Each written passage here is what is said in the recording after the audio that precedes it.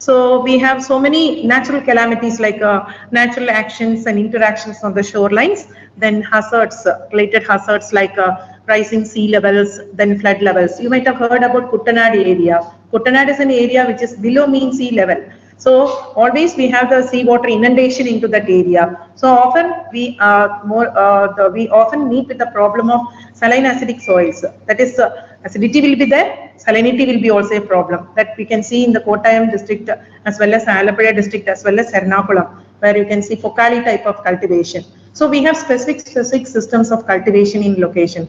Totally we have classified the soils as problem soils like the laterite soil. The major soil in the Kerala is laterite soil. Then we have the red soil, then coastal grey soil, then Kuttanad soils. In Kuttanad soil, we have three types of soil: Kari, Kayal and Karapadam. Acidity will be very low. You cannot imagine that it will be around 3.5, 2.5 to 3.5, highly acidic soil. Moreover, the problem of salinity will be also there because of the seawater inundation. So in spite of all these things, these areas, they prove to be the rice granary of Kerala. So the Kuttanad is the major rice producing tract with the highest yield of 3.5 tonnes per hectare. So that is the thing. Then we have the Kaipad soil, then cold lands, so many problem soils are there. The main problem what we are facing is the acidity problem. So unlike these soils, only in Chittoor, Palakkad district we have the alkali soils, pH more than 8. In other areas completely acidic. And in laterite soil we have a pH of 5 to 6. And the management is also very comparatively very difficult. So these are some of the important coastal information about the coastal regions. And so in India also we have so many coastal regions, and these are some of the coastal soils. So you can see the characteristic of the coastal soils. And when it is a acidic sodic or a sodic soil, the problem of pH and EC, there in Kerala we have the problem of acidity as well as the solidity, that is a problem.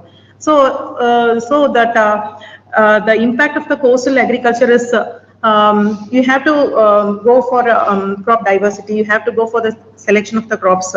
In order to manage the acidity, you have to go for the suitable resistant varieties. And also we are following various methods, amendments, the amendments for managing acidity. In Kuttanad areas, when we apply even lime, you don't get response. So we go for phosphogypsum application for the management of subsoil acidity management, which is due to aluminium ions. So recently our studies are being focused on subsoil acidity management, which is mainly due to aluminium ions, and phosphogypsum is the material what we are recommending for subsoil acidity. So acidity is a serious problem in that areas along with the poor organic matter content. So you all know that organic carbon is the skeleton of any soil, and with the content of optimum content of organic carbon, the nutrient and everything will be balanced. But once the organic carbon is very low, that everything will be disrupted, even the crop growth and everything. So in order to manage the coastal areas, as from the soil we can understand that it is very poor in organic matter. So one thing is we have to improve the organic carbon content. So in the might have heard about you have come across with various fractions of organic carbon, labile carbon, non-labile carbon, water soluble carbon, recalcitrant carbon, and so many management practices are being followed in order to improve the organic carbon status. Again, the ultimate aim of organic agriculture, so nowadays the problem with the organic, the problem with the coastal sandy soils is the poor organic carbon content. So in order to improve the poor organic carbon content, we are adding so many menus, and we are resorting to organic agriculture, where we are applying solid menus and liquid menus, biofertilizers, green menus, green leaf menus, and so many components are included in organic agriculture. So many research are being carried out, and I would like to highlight one or two points with regard to that. You might have seen this figure. So this is, I think majority of might have seen in many of the presentations. So this is due to the endosulfan tragedy, which is being recognized even the generation after generation in the Kasaragod district due to the application of cashew plantations. So enormously all the pesticides and fungicides, and even now the farmers are adopting enormous non-judicious application of pesticides and chemical fertilizers. So in that case, what happens, it affects the generations. And many of the cases, even now, there are reports going on. So there are also debates going on whether it is mainly due to this endosulfan problem or it is mainly due to any other problem. But even the generations, we have taken Kerala Agriculture. Ma'am, excuse me, ma'am, you're not covered in the camera, ma'am. There's a problem. You're talking from Dean office. Yes, ma'am. Yes. Thank you, ma'am. Please continue. So this endosulfan problem is prevailing, and it's also reported even till the generations are being reported. So this is the condition where that has facilitated, that has made us to shift to organic agriculture. But even though we are taking steps to shift the cultivation to organic or integrated nutrient management, 100% organic, it is not attained so far. So all the research have been. So under this, I would like to highlight some of the points with this background, why we are resorting to organic farming for a climate smart. First one is important thing with regard to this organic agriculture is a climate smart agriculture. So organic, as we have pointed out, that carbon, it plays an important role in the climate change also. So you have to sequester the carbon in the atmosphere. Otherwise, so many problems will be related, global warming and other environmental issues will be there when you don't sequester the carbon. So there are several methods for the carbon sequestration. That is important methods. Another thing is, we'll come one by one, what are the various methods that can be adopted in organic agriculture in order to promote a climate smart agriculture or a climate resilient agriculture. No, that is very important. Nowadays, we are focusing on climate resilient agriculture, where we have to reduce the carbon dioxide emission into the atmosphere and sequester the carbon into the soil. That is the thing what we are aiming. That is one thing. So we know that the definition of organic agriculture. So it is a culture what you are following. So it is not I don't say that it is a system of culture, it is a culture. When you adopt a culture, you have to feel, you have to adopt it, you have to feel that culture system, and then you have to adopt it. That is organic agriculture. So the organic farming is a holistic production management system that promotes and enhances health of agro ecosystem, including biodiversity, biological cycles, and the soil biological activity. So the ultimate objective is, you might have, as PG students of soil science, you know the soil quality indicators, physical soil quality indicators, chemical indicators, and biological indicators. So in the case of biological indicators, organic carbon, microbial, enzymatic activity, all these are biological indicators. So if you want to improve the chemical as well as the biological indicators, you have organic agriculture, so that you can work out the soil fertility index, in which you can improve the fertility index of the particular soil also. So this is the one of the definition, one of main important definitions of organic farming. So there are 4 principles behind this organic agriculture: principle of health, principle of care, ecology, and fairness. These are the 4 major principles of organic agriculture. So all these, you know, that will reflect which these principles are. You can maintain the health of the soil, health of the human beings, care, it offers care, and also ecology, ecological protection, protection of the environment, protection of the soil, water, and everything. Then fair. So what we are doing is fairness in our act, judicious application of the menus in spite of the non-judicious application of the chemical fertilizers. So these are the 4 important principles of organic agriculture.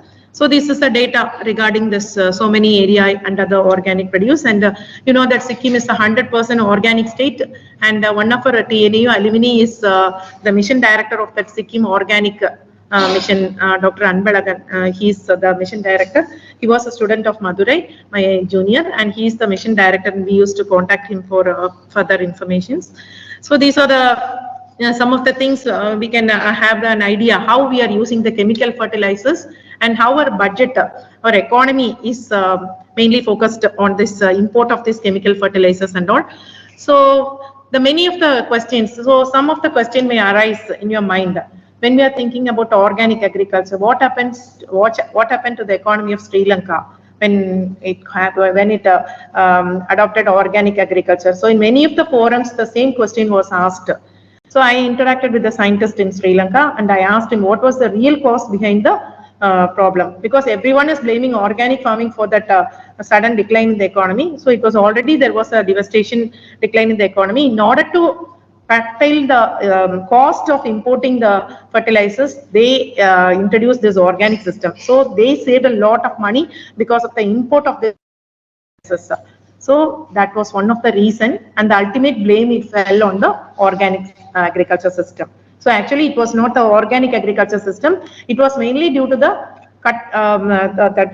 they stopped importing of the banned the import of the chemical fertilizers. That was the exact reason behind this sudden decline in the economy in Sri Lanka. So Sri Lanka is often quoted as a bad example for quoting that organic agriculture is not a successful thing. It is not like that.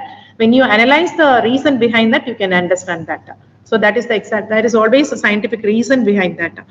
So always we have to focus our research on organic agriculture. So another thing is we have to improve the marketing chains also for the organic produce. So many of the farmers, they complain that they don't get organic premium price for the products.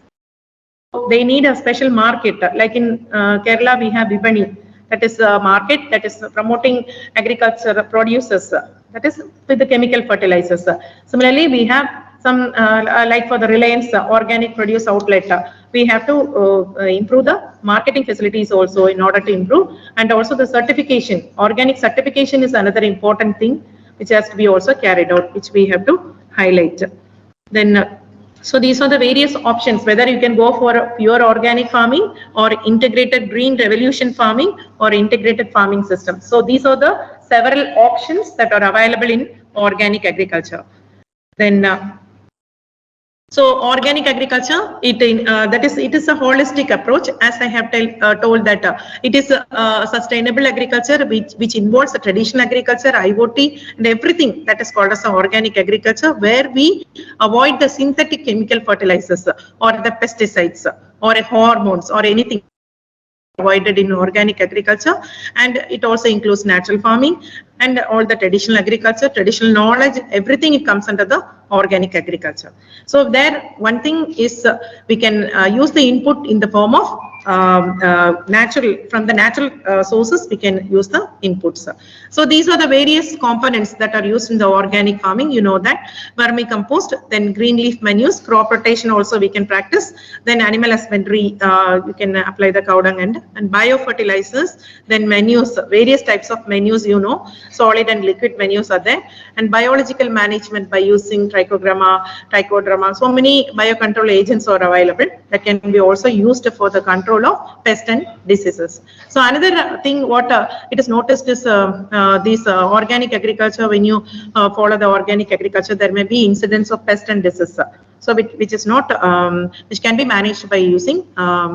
So these are some of the organic menus. So a study was carried out of the menus. You can use the enrichment, you can enrich the menus with biofertilizers like PGPR mix 1. So in Kerala Agriculture University, we have plant growth promoting rhizobacteria. You know that plant PGPR is plant growth promoting rhizobacteria.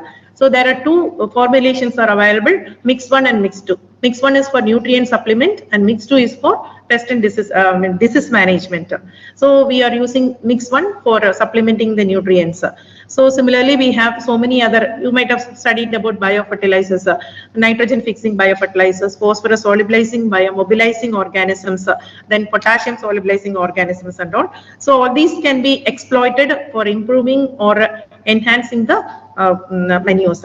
One problem with the menus is they are low analysis fertilizers. That means they have their nutrient content in very smaller quantity. For example, you take 1 kg of urea. Urea is 46% of nitrogen. You can get easily 46% of nitrogen. Whereas in the case of this farmyard manure, it will be around 1% or 0.9%. So you think about the quantity of the menus to be added. But still, we recommend this application of the farmyard manure as one of the component in organic agriculture. So these are the various liquid manures. So we have so many liquid manures which are promoted the Indian Council of Agriculture Research as well as various state agriculture universities, and these are being standardized, and the various liquid menus are, one is the Panchagavya, the next one is the Jivamrita, Sasyagavya, then Bijamrita, Amrtapani, Gunapachala, Vermi Wash and all. You might have heard all these names. I know that you might have heard at least one or two names of these liquid menus. And Jivamrita is the one which is being followed being recommended by ICR for this natural farming and all. Jivamrita is one thing. Why it is called as Jivamrita means that gives Jivan to the soil. That is why it is called as Jivamrita. That means that improves the microbial activity in the soils. That is why it is. So that is one thing that has to be, that is one thing that is an important component of organic agriculture. Then you can see from this study, you can see that in the case of maize, there was an increase in the yield by adopting organic agriculture system. Then another important thing, one new thing in the market is the Gunapachala. I think here in our area, we are now started preparing this one Gunapachala. That is from the herbal leaves foliage collection. These ingredients are added, animal flesh or in the case of Gunapachala, there are two formulations available. One is the herbal and the another one is the non-herbal. So what this one is non-herbal, that means animal waste is used and it is boiled, and like the Panchagavya preparation, you have to follow this. So in all these preparations, we are adding jaggery. What is the purpose of adding jaggery means? In order to supply the carbon to the microbes. That is the purpose of adding jaggery. When we take classes to the farmers, they ask why we are adding jaggery. What is the purpose of adding jaggery? So in organic agriculture, for each and everything what we are doing, it as a base. So there is a scientific validation for each and every component adding to the organic preparations. So there are scientific validations are available. So that is why we are adding jaggery and other components. And you know, Panchagavya is 5 products of the cow, and Dashagavya is wheats plus Panchagavya. So these are the important things. So this one is another compost. We are in coastal agro ecosystem. Recently, we have the bokashi compost. Another thing is the bokashi compost. You might have heard that is a Japanese technology. Now we are promoting this type of composting. It is an anaerobic method of fermenting. That is by using the EM solution, we are fermenting the substrates and we are getting the compost. That is called as a bokashi compost, and you can see that the yield is comparatively high in the bokashi compost when compared with the other compost.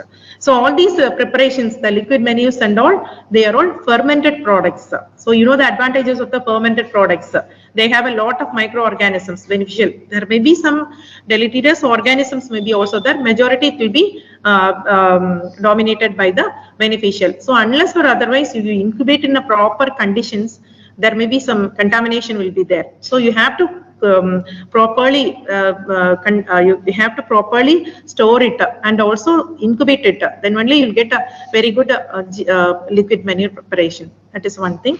So recently we are carrying out with the help of the Department of Agriculture of Kerala government, we are conducting campaigns to the farmers to promote to give a knowledge on the preparations of British Ayurvedic preparations. They are called as British Ayurvedic preparations, and this Panchagavya, Dashagavya, all the areas, blocks and all, we are taking classes in order to promote the organic farming from the side of the Department of Agriculture. Then you can also see that this also the comparison between. Then you can see that integrated nutrient management is also a part, and you can see that application of the vermicompost and also that improves an yield in the case of number of tillers, plant height, number of fingers, earth length, and everything. Then effective microorganisms. Another important aspect of this organic agriculture is the effective microorganisms. So we have the important groups of bacteria that can be exploited for improving the nutrient supply. So solubilize. So you know the difference between P solubilizers and P mobilizers. P solubilizers will solubilize by the production of the native rock, the mineral, phosphorus mineral that is present in the soil by producing organic acids. And P mobilizer, it mobilizes the phosphorus that is present in the soil. So VAM, vesicular or vesicular mycorrhiza, that is an example for the P mobilizer. P solubilizer is Bacillus species. So Pseudomonas, all these are mobilizers. So Bacillus phosphate variety phosphaticum. That is also another important thing. So this is the plant growth promoting micro. So earlier, Madam was asking question, necromass and microbial biomass. Biomass is the one where you get the carbon from the living organisms, and necromass means from the dead organisms. That is the carbon from the dead organisms. So these are the rhizobia microbes that are present in the. So what the term is called rhizosphere microbiomes. They are called as rhizosphere microbiomes. And you can exploit these rhizosphere microbiomes in order to prepare the commercial biofertilizers in order to supply the nutrients. So not like that, you don't think that when you apply rhizobium, you will get 46% of nitrogen like that. So automatically it will take a lot of time in order to fix the atmospheric nitrogen, rhizobium, and it will fix about 25 to 30 kilogram of nitrogen per hectare per year. Like that, it takes a time, it needs some time. So that is one thing that is, when you resort, for example, if you have any fever, you take paracetamol and you take some other kashayam. So kashayam will take a lot of time. So paracetamol when you take continuously, so that is the difference, allopathic and Ayurvedic medicine. That is the difference what we observe in the case of conventional agriculture and organic agriculture. Conventional agriculture, the result is immediate, but the effects will be harmful.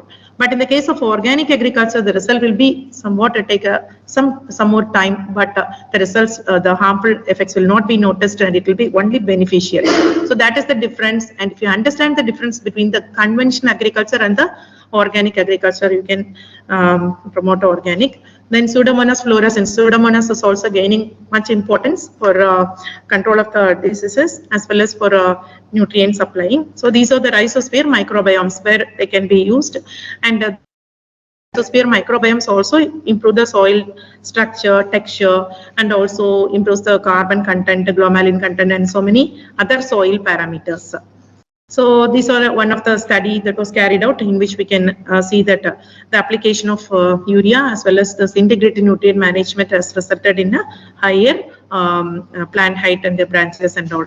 So another thing is farming system. So in Kerala we have water. Many of the paddy fields are completely submerged, or some fields it will be, there may be a problem of water inundation. There we can go for the integrated farming system models will be there. Develop integrated farming system, and mountainous areas we practice rice with the soda culture, and also the fish culture is also, prawn culture is also being carried out. In the case of Vitilla, that is a Pokali type of cultivation, that is the soil will be saline. So what we do is we raise mounds. So the seeds will be planted on the mounds, and that will be irrigated. All the salts will be leached out from the mound. Then after the crop it reaches to 40 days, the mounds will be dismantled and the crop will be maintained. So that is called as mound cultivation in order to manage the salinity problem. That is especially noticed in Ernakulam district.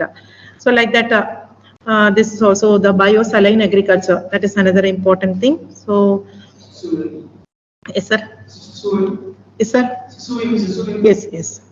Then seaweed extracts. So nowadays you might have heard about the biostimulants. In spite of the biofertilizers, now we have come to the other stage, the biostimulants. That is also used in organic agriculture, where seaweed extract. Mainly the seaweed extracts are used for improving parameters, and we can improve even the humic acid, the fulvic acid, they are also biostimulants. Even the Pseudomonas is a biostimulant. But when you go with the seaweeds, they are considered to be the very good that can supply the nutrients as well as help in the availability of micronutrients also in the case of the seaweeds. So these are some of the mechanism, scavenging and membrane stability and the osmo protection, not only the nutrient management, the seaweeds can. So many of the research in Kerala Agriculture University, now we are focusing on the biostimulants for improving the soil health, stomatal regulation, then xylem hydraulic conductance, root targets, root zone water availability, and all these things are improved when you go for this seaweed extracts. And in ICR center at Andamans, we have one seaweed product that can be also brought.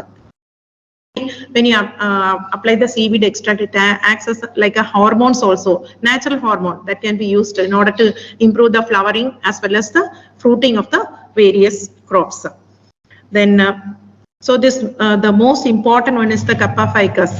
That is the most important seaweed from which you can get the seaweed extract. So you can get the flakes of seaweed. Dried flakes of seaweed are available.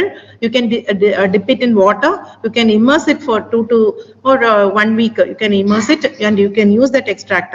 So and you can analyze for the quality of the seaweed extract and then you can use it. So that is also acts as a very good hormone for improving the rooting as well as flowering, and for the entire growth of the plant it acts as a hormone like. So it's like a natural hormone, and also it supplies various nutrients like nitrogen, phosphorus, potassium, magnesium, copper, and all these nutrients. And notable thing is IAA, cytokinin, and gibberellins are also present in this seaweeds.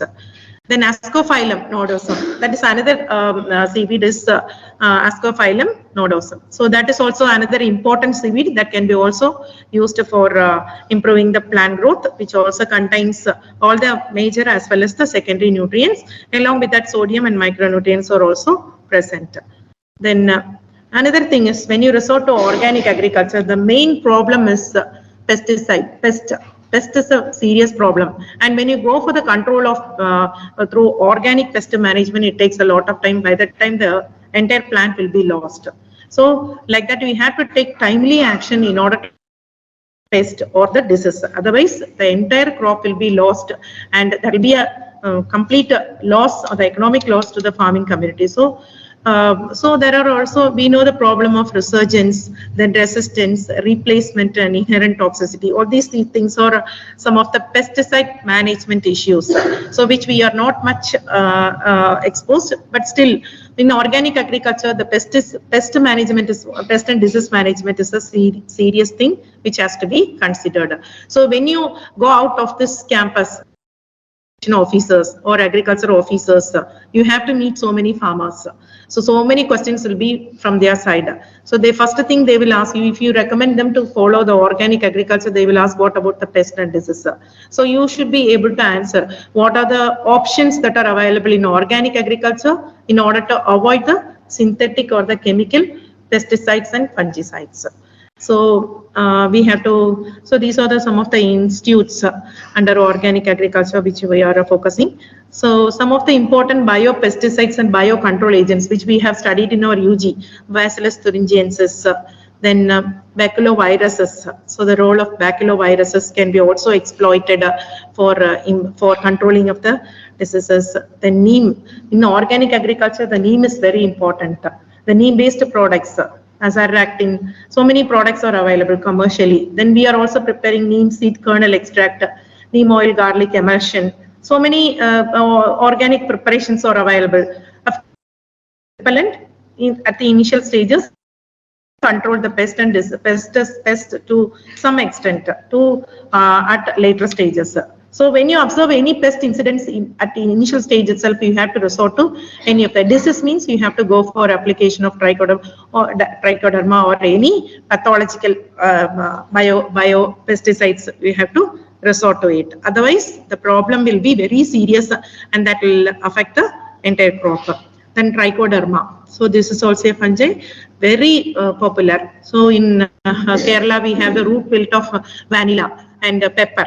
In some 3 to 4 years back, a serious problem was there. So the farmers, they adopted this Pseudomonas and trichoderma was produced in larger scale in order to meet the various diseases. So normally we apply this trichoderma for the control of wilt and some diseases in black gram, green gram, all the vegetable crops. When you grow vegetables, when you want to grow in a safer mode, you can go for the application of trichoderma and the Pseudomonas. That is also another important option that is available. Then trichogramma. So you know that from the figure itself, you can understand it is a parasite and how the egg parasite it acts. We have studied already in our UG class how the parasite will act on the thing, and how they can be used for the control of bollworm as well as the cotton stem borers. They are also used in the control of vegetables pest and vegetable pest. Then, so another important category is the biorational pesticides, pyrethrins. You might have heard about pyrethrins. Then rotenone. Rotenone is also another category. Then Sabadilla, then Rayania. So these are some of the plant-derived biorationals that can be applied. Major plant-derived. The thing is, you can note that they are all extracted from the plants, and they are used for the control of nematodes and other important pests. Then, with regard to the coastal agriculture system, we just go for the integrated mangrove fishery farming system, IMFFS. That is in the case of fishery. In the case if there is any mangroves or noted, there we go for the fishery and integrated farming system. So separate we have the farming system, integrated farming system research station near Trivandrum, and various models have been developed where you can include various components. These are all some options in organic agriculture where you can adopt all these things. You can go grow the poultry on the shed, so the droppings will fall, and in the pond the fish can be grown, and nearby area the water can be let out, the rice can be grown. So like that you can follow an integrated farming system, and the models can vary, but the thing is you have to follow that. Everything is done in a organic way, in a natural way, rather than including any chemical fertilizers or thing. So in that integrated farming system research station at Karamana, Trivandrum, we are focusing on everything on organic management, and it has been very good in extending services. Then we have the integrated rice fish farming. That is also another option available. Then bioremediation or vegetative bioremediation. Suppose we have a contaminated soil. So in the case, we can go for the vegetative bioremediation, in which you can go for the accumulators. You know that accumulation, hyper accumulators, which can accumulate various heavy metals. So this is the principle behind this phytoaccumulation. Phytoaccumulation means phytostabilization or fertilization. If there is, for example, if there is a contaminated land with any industrial effluent, how can you manage it? You have to convert. Your state, you have a lot of area, but there we have very limited, so we have to manage it. So in that case we go for phyto accumulators, and so many other micro accumulators will be used for the absorption of the heavy metal and purify the status of the soil. So these are the some of the mechanisms: phytostabilization, phytovoltilization, degradation, and stimulation, etc. So these are the technologies which we can follow. Then we can Duruvu technology, that is also another technology which is gaining popularity. That is aquifers will be constructed, and the water, shallow fresh water occurs above the saline water. Fresh water is being drawn manually through the dugout canal pits. So fresh water will be passed through it, and the Duru technology is practiced in many of the places. Then we have the origin of the floating agriculture. In some of the areas of Kuttanad, this origin of the floating agriculture is being practiced as the land is very limited, and in the entire area is under the sea level, below sea level. So another option is regenerative, resilient, and relationship. That is the thing what we can achieve with the organic agriculture, and IFOM is also recommending this regenerative agriculture. So improves the resources as it uses rather than destroying or depleting them. Regenerative agriculture. So that is a recent term what we are using for the sustainable agriculture, regenerative agriculture. So the government of India, it has got various schemes for promoting organic agriculture. You should know at least one or two. National Mission for Sustainable Agriculture, Rashtriya Krishi Vikas Yojana, then National Organic Farming, then NPMSHF, then Horticulture Mission for Northeast and Himalayan states. Successful projects which are being central schemes for promoting the organic agriculture in different states. So one important review is you can see this paper, Organic Farming in Coastal Ecosystem of India. So that was well written by the scientist, and you can see Dr. Velmurugan, Dr. Kiran and all, DGG Soil Science, and one of the alumni of our TNAU, and they have Dr. Swarnam, and this highlights all the options that are available for this coastal organic agriculture in the coastal agro ecosystems. And we can also improve the water use efficiency. That is another important component in organic agriculture. When a person asks what is the advantages of organic agriculture, we can say that improved water use efficiency also by adopting mulching and all. So, so this another important thing is moving of the nutrients from the soil to the plant is much easy in the case of organic agriculture when you apply the nutrients in the form of manures. I will ask you. I would like to put you one question. So whether you are applying nutrient, for example, nitrogen in the form of urea, you are applying farmyard manure. Farmyard manure. So will the plant, in what form the plant will take? The plant will recognize that it is an inorganic source, it is an organic source. In what form it will take? So that is the thing. Yeah. Okay, inorganic.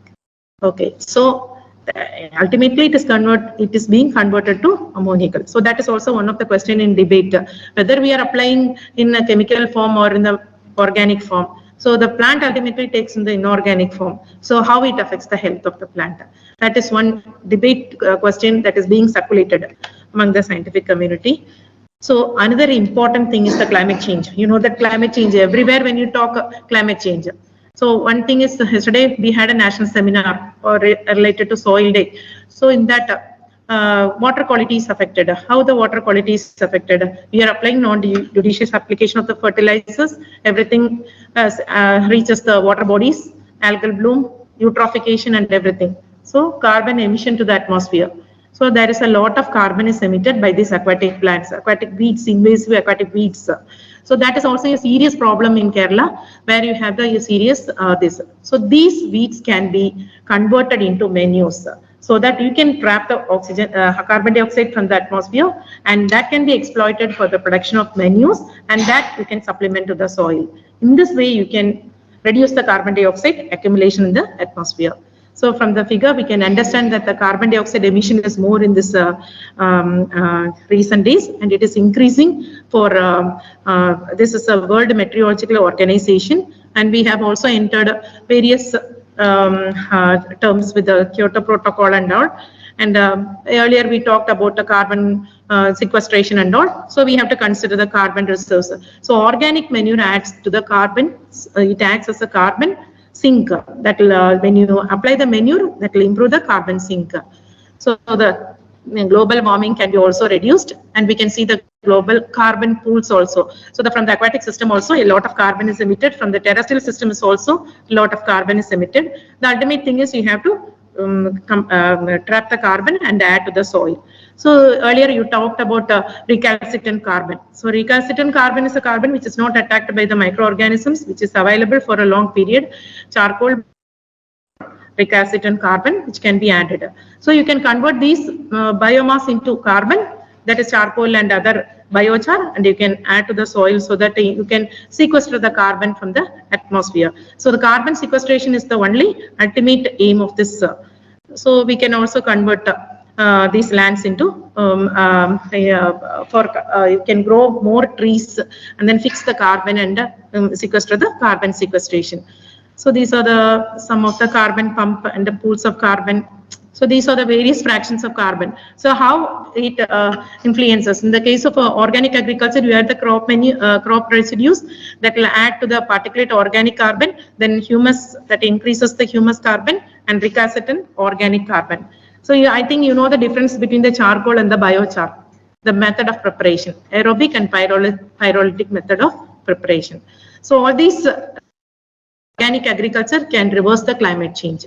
So ultimate finding is regenerative organic agriculture can reverse the climate change, that we can reduce the increase in the carbon dioxide level, and we can also improve the carbon stock in the soil by following this organic agriculture.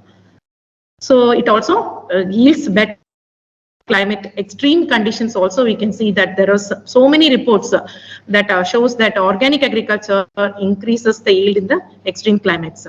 So there is always a question among the farmers. So these are some of the options which I have highlighted. Question among the farmers, whether the growth of production can be improved. Market links. Marketing is another problem, and mainly we have some small land holdings. Then what about the entrepreneurship, and what about the networking and all? So these are the challenges what we are facing. So in the case of coastal ecosystem, organic agriculture seems to be a threat And also promoting organic agriculture in the coastal agro ecosystem seems to be a challenge to the scientists as well as to the extension workers. So, but it is the need of the day in order to improve the carbon stock of the soil, thereby improve the yield. So systematic phasing out of the agrochemicals and synthetic fertilizers and gradual increase in the use of organic biofertilizers need to be promoted. More research projects for formulating organic farming practices should be framed by ACR and other agencies. And linkages between the Ministry of Agriculture, Government of India and ICR SAUs and the State Department of Agriculture need to be strengthened. And last thing is, whatever you do from the farmer's side, if you give subsidies or incentives, automatically farmers will resort to that. That is the only have to, the government should take action in order to promote organic farming by giving subsidies to the menus as well as there are some material that are permitted in organic farming, not permitted. So subsidies can be given to those products which are permitted in organic farming, and so that they can encourage the farmers to adopt organic farming for a climate resilient agriculture. So these are some of the, we have to feed the soil rather than feeding the plant. When you feed the soil, automatically the plant will be fed. So we have to take into consideration the soil, the health of the soil. Just like our health, we have to consider the health of the soil. That is very important. And this I thank